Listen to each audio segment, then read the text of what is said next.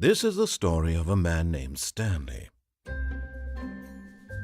Stanley worked for a company in a big building where he was employee number 427. Employee number 427's job was simple. He sat at his desk in room 427 and he pushed buttons on a keyboard. Orders came to him through a monitor on his desk, telling him what buttons to push, how long to push them, and in what order.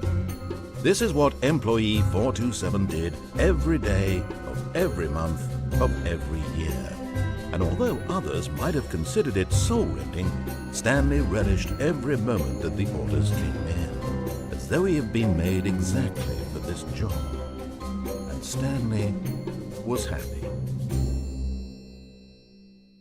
And then one day, something very peculiar happened. Something that would forever change Stanley. Something he would never quite forget.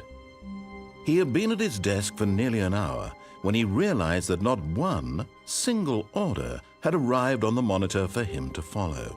No one had showed up to give him instructions, call a meeting, or even say hi. Never in all his years at the company had this happened, this complete isolation. Something was very clearly wrong. Shocked, frozen solid, Stanley found himself unable to move for the longest time.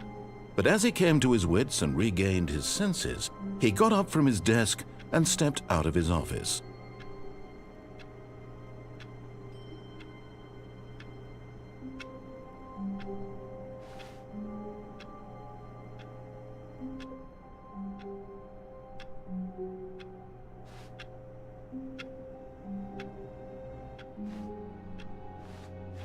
All of his co-workers were gone. What could it mean? Stanley decided to go to the meeting room. Perhaps he had simply missed a memo. No matter how hard Stanley looked, he couldn't find a trace of his co-workers.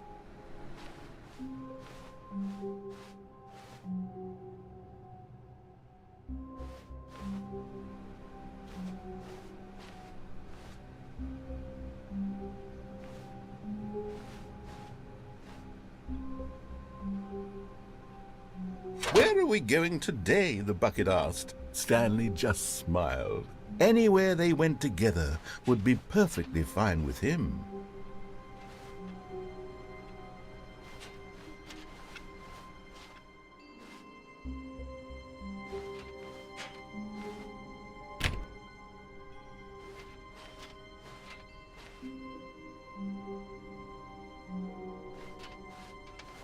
Stanley clutched the bucket tightly to his chest and entered the door on his left.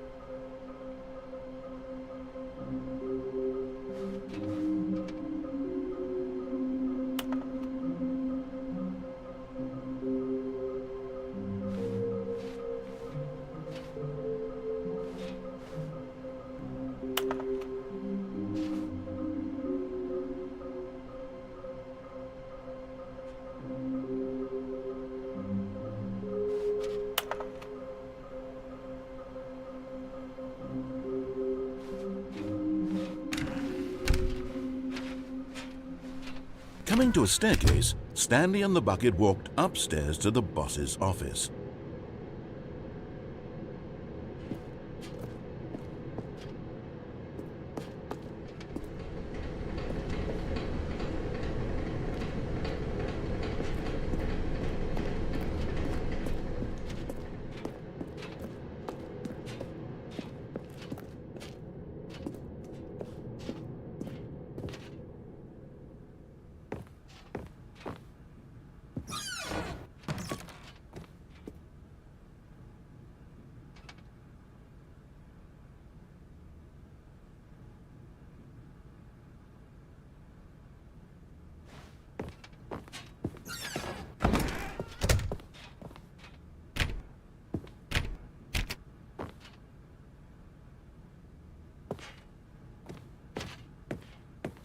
Stepping into his manager's office, Stanley was once again stunned to discover not an indication of any human life.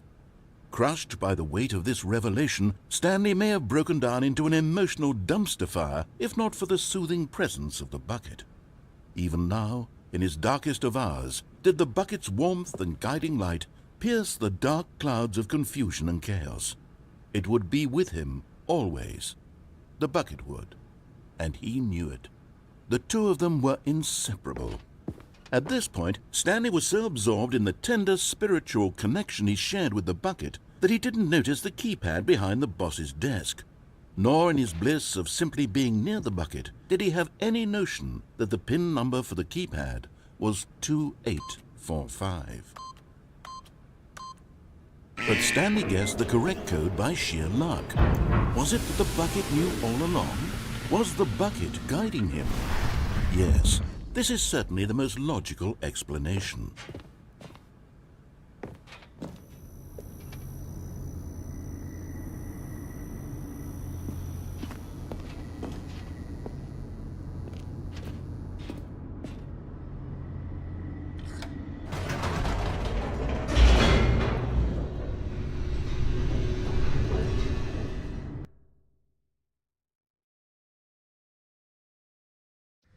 The elevator raced downward, plummeting towards an unknown fate.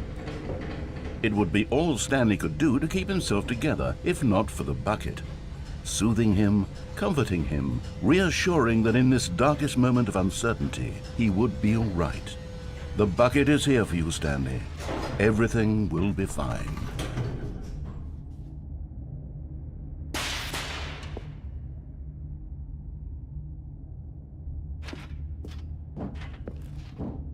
Stanley and the bucket walked straight ahead through the large door that read, Mind Control Facility.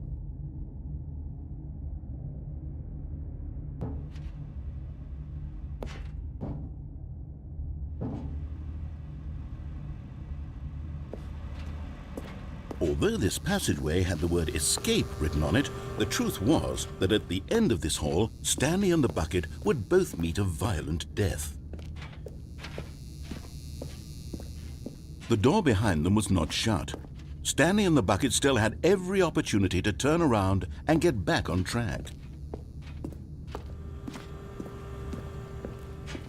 At this point, Stanley and the bucket were knowingly walking forward into a very painful death for each of them.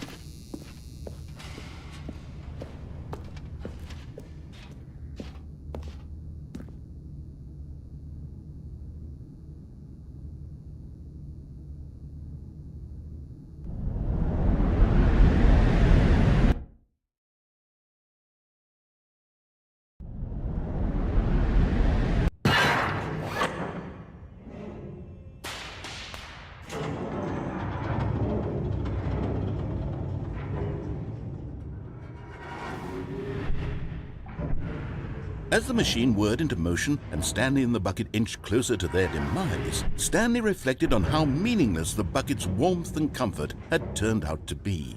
To be sure, it puts the mind and the soul at ease to embrace the bucket, but what use is a sense of ease when you're about to be crushed to death? This is what Stanley thought to himself, and he sort of kicked himself for wasting so much time carrying a bucket everywhere. Farewell, Stanley.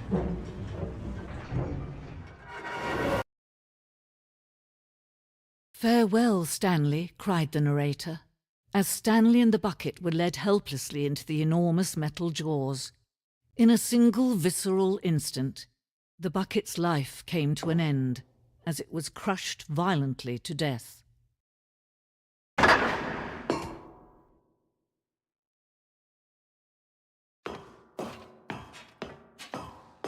It was a shame, the death of such a magnificent bucket. It's true that all buckets are radiant in their own way, but this one stood above the rest.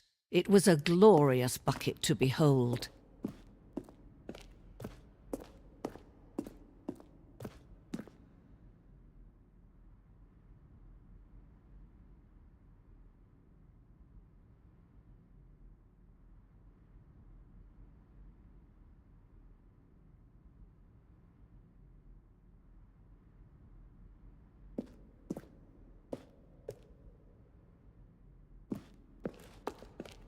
Can you see how arrogant it was for Stanley to take a bucket like this and to claim it for his own?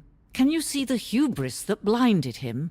Can you see that the bucket is far more noble than Stanley will ever be in his short life?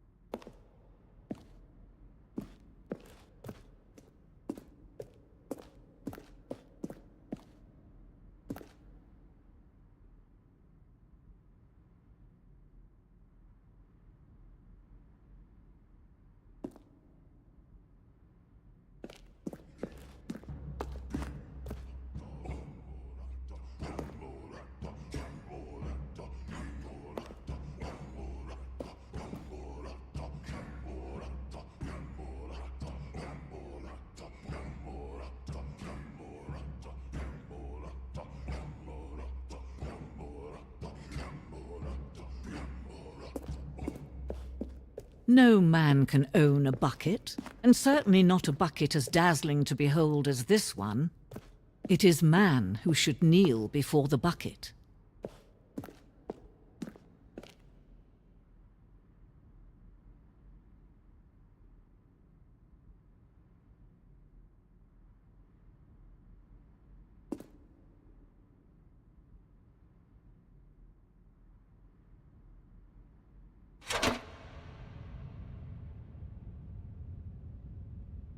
But there is something we can do. Something we can do together, you and I, that will right this terrible wrong.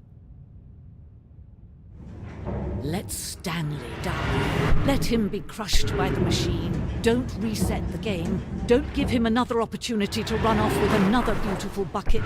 We can save the world's buckets from their treatment as tools and implements if only we let Stanley die together. The bucket shall take its place as ruler, as leader, as commander of a new world, a new vision for...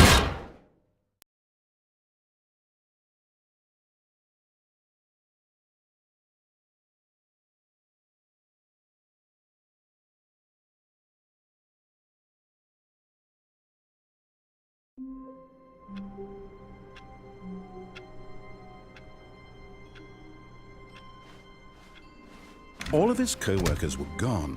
What could it mean? Stanley decided to go to the meeting room. Perhaps he had simply missed a memo.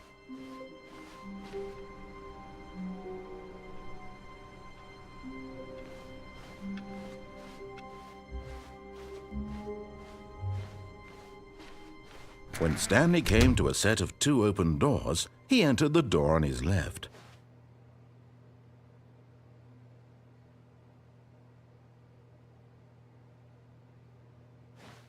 This was not the correct way to the meeting room, and Stanley knew it perfectly well.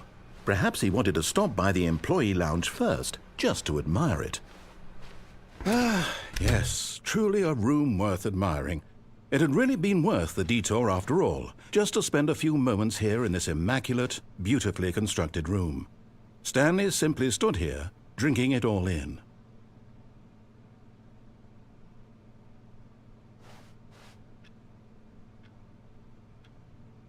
Yes, really, really worth it being here in the room.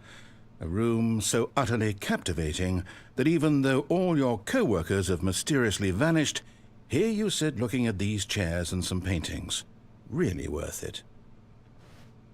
But eager to get back to business, Stanley took the first open door on his left.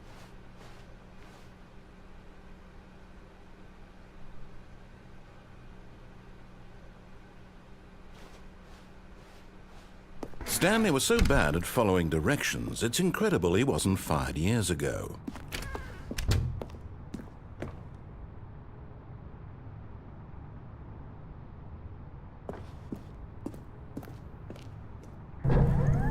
Look, Stanley, I think perhaps we've gotten off on the wrong foot here.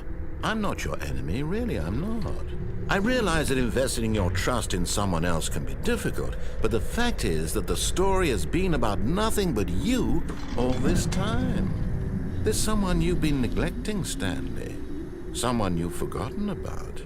Please, Stop trying to make every decision by yourself.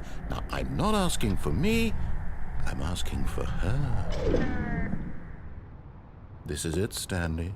Your chance to redeem yourself, to put your work aside, to let her back into your life. She's been waiting. That's her, Stanley. You need to be the one to do this, to reach out to her. If you can truly place your faith in another, then pick up the phone.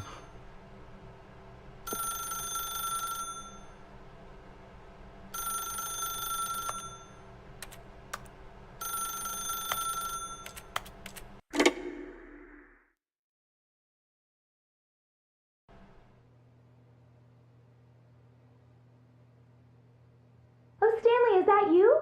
Hold on, sweetie. Sorry to keep you waiting. I'm just pulling the bread out of the oven. All right. Okay, there we go. All right, now, I want you to come in and tell me all about your day. Gotcha! Oh, come on. Did you actually think you had a loving wife who'd want to commit their life to you? I'm trying to make a point here, Stanley. I'm trying to get you to see something. Come inside. Let me show you what's really going on here. This is a very sad story about the death of a man named Stanley. Stanley is quite a boring fellow. He has a job that demands nothing of him, and every button that he pushes is a reminder of the inconsequential nature of his existence.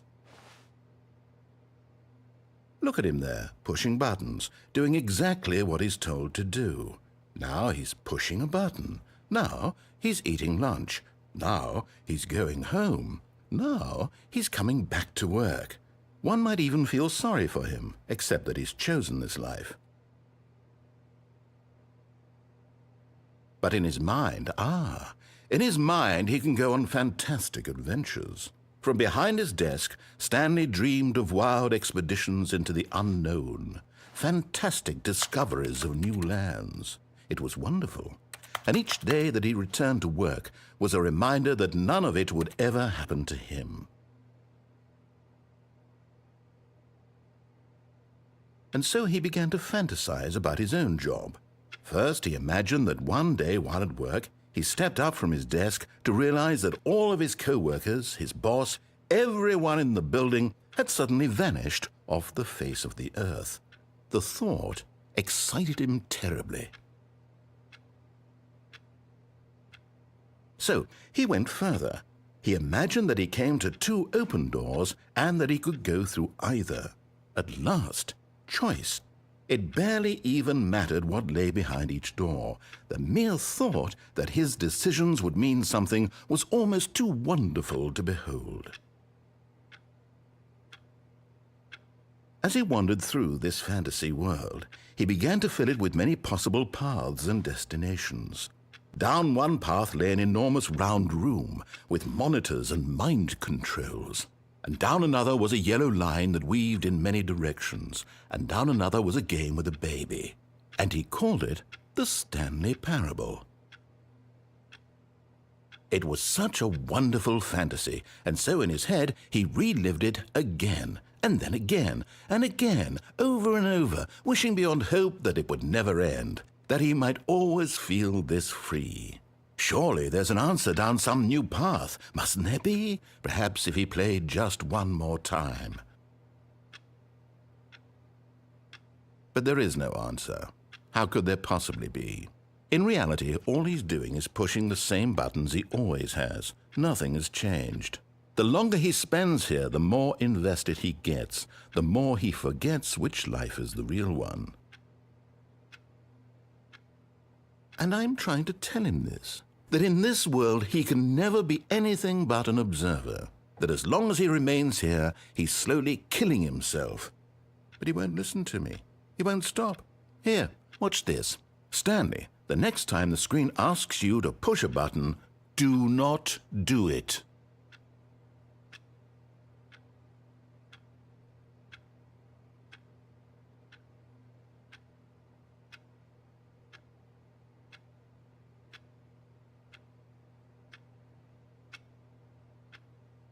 You see? Can he just not hear me? How can I tell him in a way that he'll understand that every second he remains here, he's electing to kill himself? How can I get him to see what I see? How can I make him look at himself? I suppose I can't, not in the way I want him to. But I don't make the rules. I simply play to my intended purpose, the same as Stanley. We're not so different, I suppose. I'll try once more to convey all this to him. I'm compelled to. I must. Perhaps, well, maybe this time he'll see. Maybe this time. And I tried again, and Stanley pushed a button.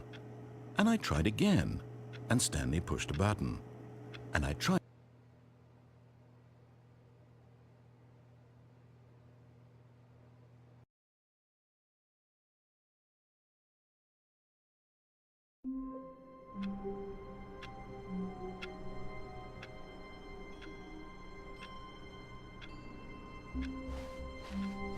All of his co-workers were gone.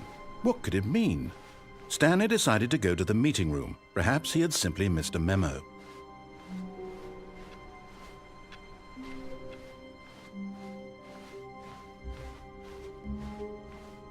When Stanley came to a set of 2 open doors, he entered the door on his left.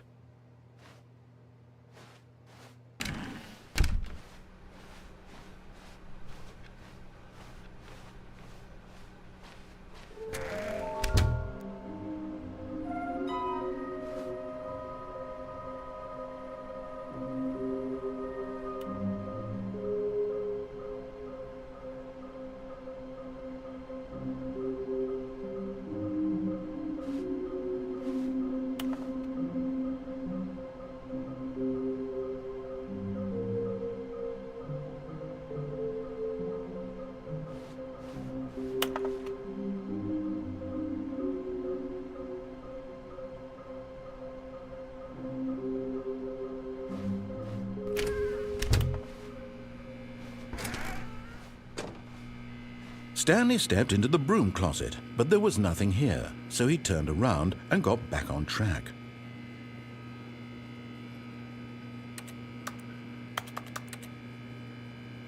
There was nothing here, no choice to make, no path to follow, just an empty broom closet. No reason to still be here.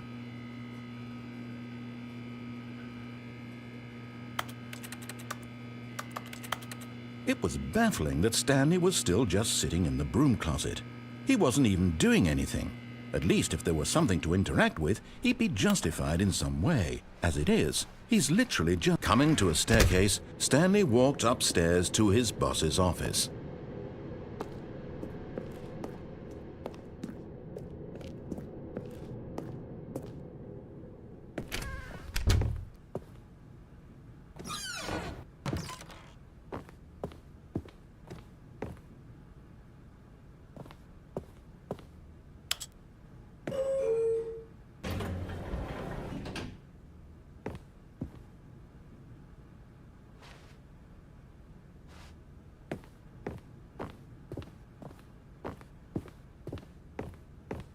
Stepping into his manager's office, Stanley was once again stunned to discover not an indication of any human life.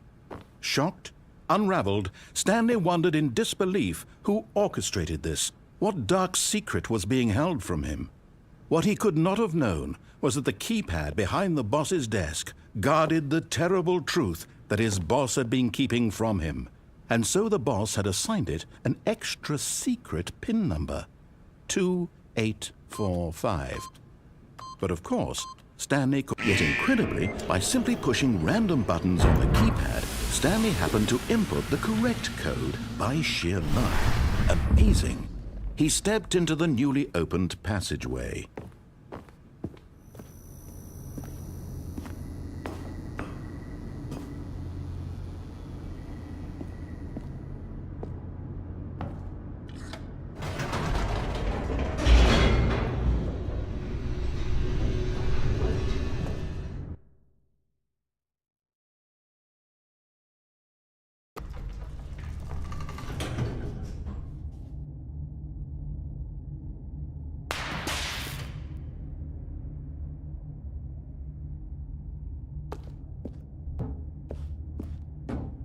Stanley walked straight ahead through the large door that read Mind Control Facility.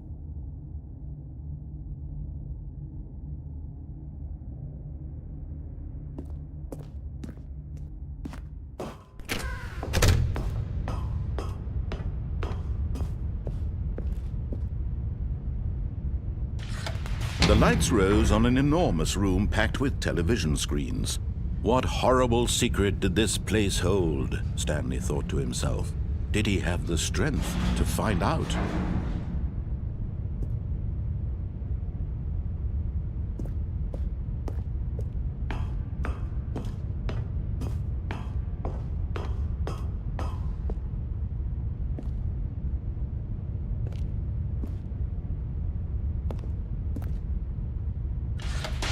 Now the monitors jumped to life, their true nature revealed. Each bore the number of an employee in the building, Stanley's co-workers. The lives of so many individuals reduced to images on a screen, and Stanley, one of them, eternally monitored in this place where freedom meant nothing.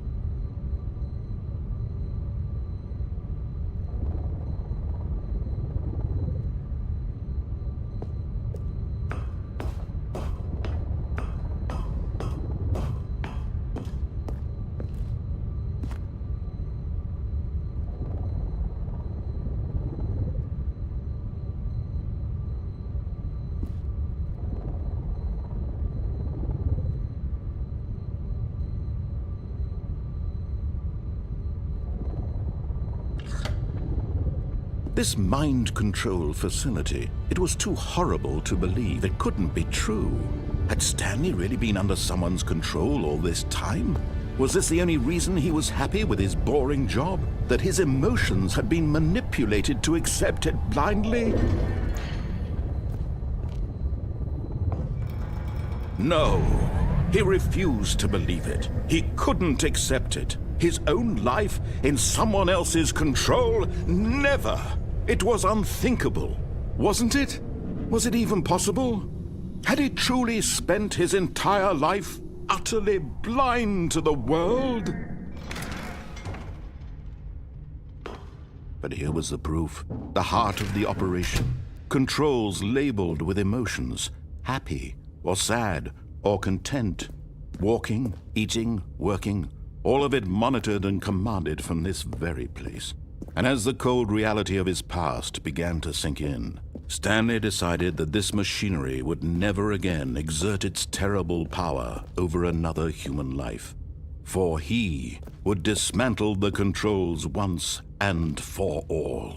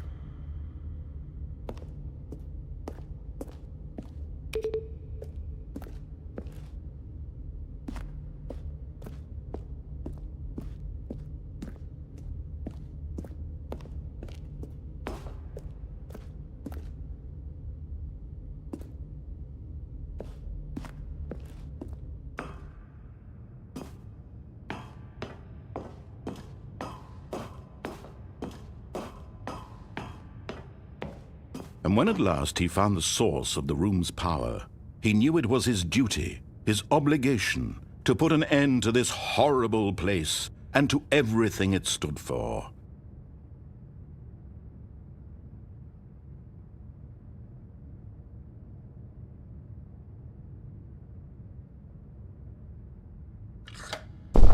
Oh, Stanley, you didn't just activate the controls, did you? After they kept you enslaved all these years, you go and you try to take control of the machine for yourself. Is that what you wanted? Control?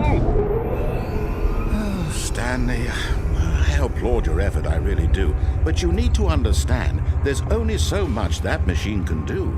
You were supposed to let it go, turn the controls off, and leave. If you want to throw my story off track, you're going to have to do much better than that. I'm afraid you don't have nearly the power you think you do. For example, and I believe you'll find this pertinent, Stanley suddenly realized he had just initiated the network's emergency detonation system. In the event that this machine is activated without proper DNA identification, nuclear detonators are said to explode, eliminating the entire complex. How long until detonation then? Let's say, 2 minutes. Now this is making things a little more fun, isn't it, Stanley? It's your time to shine. You are the star. It's your story now. Shape it to your heart's desires. Oh, this is much better than what I had in mind. What a shame we have so little time left to enjoy it. Mere moments until the bomb goes off. But what precious moments each one of them is. More time to talk about you, about me, where we're going, what all this means. I barely know where to start. What's that? You'd like to know where your co-workers are? A moment of solace before you're obliterated? All right, I'm in a good mood. You're gonna die anyway. I'll tell you exactly what happened to them. I erased them. I turned off the machine. I set you free. Of course, that was merely in this instance of the story. Sometimes when I tell it, I simply let you sit there in your office forever, pushing buttons endlessly and then dying alone. Other times, I let the office sink into the ground, swallowing everyone inside, or I let it burn to a crisp. I have to say this, though, this version of events has been rather amusing. Watching you try to make sense of everything and take back the control wrested away from you, it's quite rich. I almost hate to see it go. But I'm sure whatever I come up with on the next go-around will be even better. My goodness, only 34 seconds left. But I'm enjoying this so much. You know what? To hell with it. I'm going to put some extra time on the clock, why not? These are precious additional seconds, Stanley. Time doesn't grow on trees. Oh dear me, what's the matter, Stanley? Is it that you have no idea where you're going or what you're supposed to be doing right now? Or did you just assume when you saw that timer that something in this room was capable of turning it off? I mean, look at you. Running from button to button, screen to screen, clicking on every little thing in this room. These numbered buttons, no, these colored ones. Or maybe this big red button, or this door. Everything, anything, something here will save me. Why would you think that, Stanley? That this video game can be beaten? Won? Solved? Do you have any idea what your purpose in this place is? Stanley, you're in for quite a disappointment. But here's a spoiler for you. That timer isn't a catalyst to keep the action moving along. It's just seconds ticking away to your death. You're only still playing instead of watching a cutscene because I want to watch you for every moment that you're powerless. To see you made humble. This is not a challenge. It's a tragedy. You wanted to control this world, that's fine. But I'm going to destroy it first, so you can't. Take a look at the clock, Stanley. That's 30 seconds you have left to struggle. 30 seconds until a big boom and then nothing. No ending here, just you being blown to pieces. Will you cling desperately to your frail life, or will you let it go peacefully? Another choice. Make it count. Or don't. It's all the same to me, all a part of the joke. And believe me, I will be laughing at every second of your inevitable life from the moment we fade in until the moment I say, happily ever after.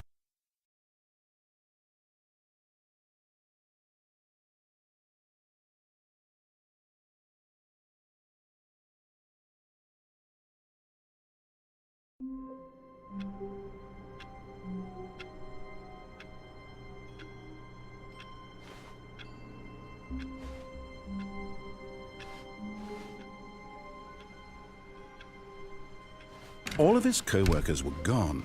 What could it mean? Stanley decided to go to the meeting room. A good bucket, a strong bucket, a humble bucket, a committed bucket, a bucket of culture and distinction. Stanley clutched the bucket tightly to his chest. This was not the correct way to the meeting room, but Stanley had felt the bucket calling to him, telling him that the employee lounge was simply the place to be. And here it was. Had the bucket turned out to be correct? Was this... No, never mind. The bucket was wrong. Stanley took the door on his left to go back to the meeting room. No, Said the bucket. don't go to the meeting room. Go somewhere else. The cargo lift, yes. Go there. Go to... Good, Said the bucket. now ride the lift all the way to the top. There's something up there I need you to do. Stanley did not question why or how this bucket was speaking to him. It should have alarmed him, of course, because buckets can't talk. But Stanley chose not to think about this obvious fact. He was firmly convinced that the bucket had spoken to him, and he unthinkingly did whatever the bucket asked.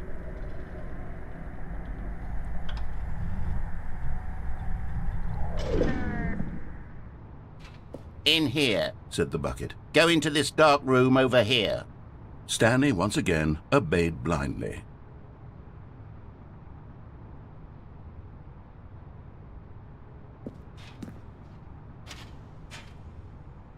But Stanley feared that any path he walked might lead to the separation of himself and the bucket, his dearest friend.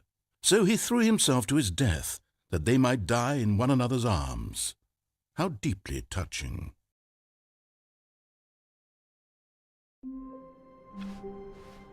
How wonderful. Stanley was alone. Finally. This is great, he thought to himself. This is what I've wanted all along. I got what I wanted.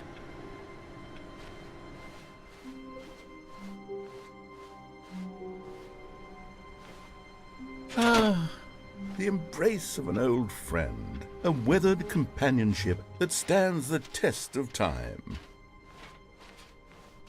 Stanley clutched the bucket tightly to his chest and entered the door on his left.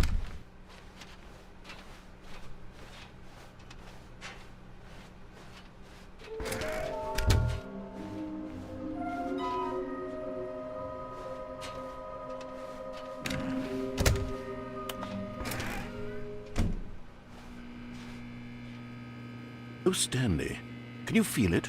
The broom closet. It wants the bucket. You can feel that, can't you? The aura of jealousy? It's as clear as day. This broom closet believes it deserves the bucket. I can really feel it now. It's a bucket. It belongs in a broom closet. That's what the broom closet is trying to say here. It's supposed to go with the other cleaning supplies. Good for you, Stanley. Don't give in. Don't hand over the bucket. I know how hard it must be, given the pressure that the broom closet is putting on your shoulders right now, but you have to be strong. This is your bucket. This is your companion and lifelong friend. You can't hand it over. Oh, no. We're getting into name-calling now, it seems. Is this how low the broom closet has sunk, that it has to resort to this stream of petty insults simply in order to get you to hand over the bucket? Stanley, I never liked this broom closet for a variety of reasons, but even this is worse than I had imagined. And wait, now the broom closet has the gall to imply that you and the bucket are not truly deep and lasting friends? That your relationship is purely superficial and convenient? That your life is so banal and meaningless that you'd feel the same sort of kinship towards any inanimate object which happened to lay in your path in an even partially enticing manner? Well, I never. Go on, Stanley. Lay into it. Really Coming to a staircase, Stanley and the bucket walked upstairs to the boss's office.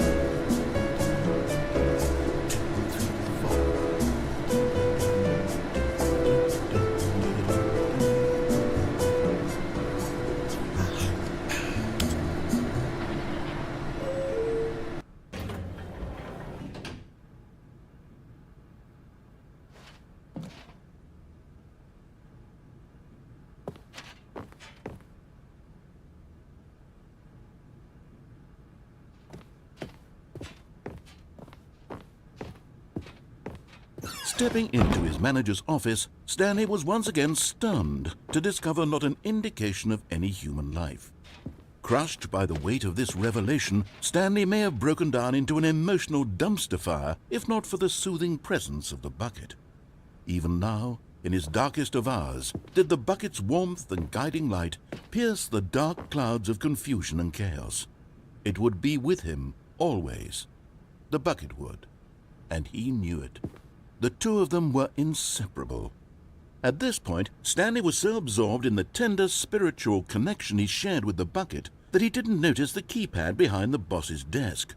Nor in his bliss of simply being near the bucket did he have any notion that the PIN number for the keypad was 2845. But Stanley guessed the correct code by sheer luck. Was it that the bucket knew all along? Was the bucket guiding him? Yes, this is certainly the most logical explanation.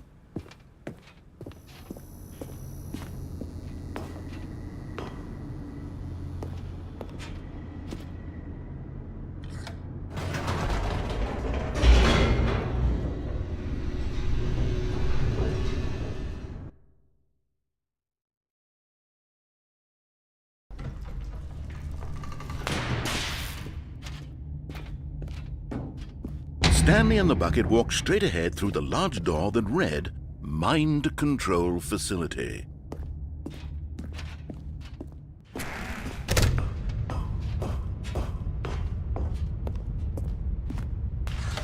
The lights rose on an enormous room packed with television screens. What horrible secret did this place hold? Stanley and the bucket both wondered to themselves.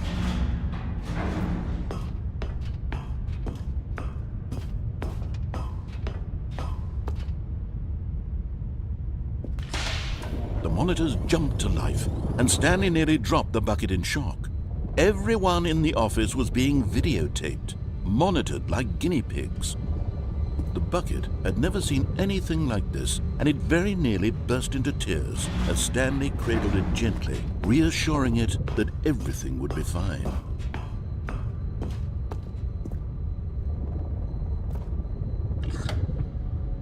Was the bucket under the mind control facility's influence as well? Had the bucket been told to do things it didn't wish to do? What kinds of things does a bucket want to do or not want to do in the first place? These questions raced furiously in Stanley's feeble mind. No! He screamed into the bucket. He couldn't accept it. His own life in someone else's control, never! He squeezed the bucket tighter, his one friend in the entire world. At this point, he could trust no one except for the bucket. But here was the proof. The heart of the operation. Controls labeled with emotions, happy or sad or content. Walking, eating, working, all of it monitored and commanded from this very place. And as the cold reality of his past began to sink in, Stanley decided that this machinery would never again exert its terrible power over another human life. For he and the bucket would dismantle the controls for good. Two best friends, Stanley and the bucket, up against the world. They high-fived in a really cool way, and the bucket made a sassy comment about taking down the system.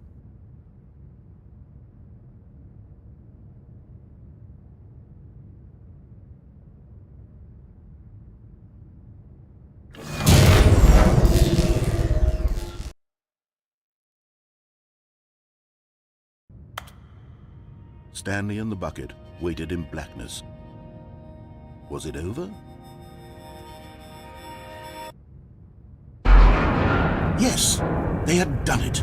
Stanley and the bucket had defeated their greatest and darkest enemy, freed themselves from the tyrannical grip of the evil mind control machine. Freedom was now mere moments away. Excitedly, the two of them began to discuss the kind of life they wanted to live once they stepped through this massive door. The bucket wanted to learn to roller skate. Stanley wanted to sneeze in every country on Earth. Both of them wanted to begin watching a movie, any movie, but then stop it halfway through and begin watching it in reverse from the end. True, it was a simple life they envisioned, but it was one they'd lived together, with one another to lean on, to trust, to support. What? Wait. What was happening? Why had the door stopped? Was Stanley and the bucket not about to be freed? An unbearable silence filled the room, lingering in uncertainty, until finally the truth hit Stanley square in the face. This building did not want the bucket to leave. Even the facility itself recognized the incredible calming presence of the bucket, needed the soothing warmth of the bucket, would go to any lengths not to part with the bucket. No, no, no. Stanley can't leave this place, not while he has such a precious bucket in his arms, not while this building has anything to say about it. Stanley realized he would never again leave this very room, but at least he has the bucket. To be trapped eternally in darkness isn't really so bad, Stanley thought to himself. As long as I have my bucket with me, right? I'll be okay, won't I? Stanley gulped. Very soon now, he was about to find out.